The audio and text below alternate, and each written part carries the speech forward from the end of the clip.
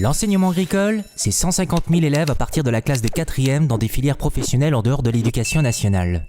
Dans le privé, c'est 60% des effectifs, 4 800 enseignants payés par l'État, dans 210 établissements financés à 90% par de l'argent public. Si 95% des établissements sont catholiques, une règle s'impose, celle de la liberté de conscience. Les profs de l'agricole privé sont donc des agents de l'État, mais leur situation est inégale comparée à celle de leurs collègues du public ou de l'éducation nationale.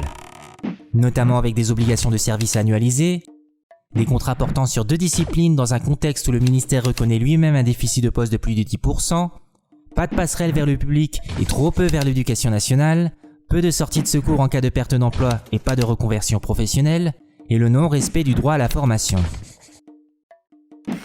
C'est pour ces raisons que la CGT revendique la fonctionnalisation sur place de tous les personnels. Et cela s'est déjà fait dans l'agricole.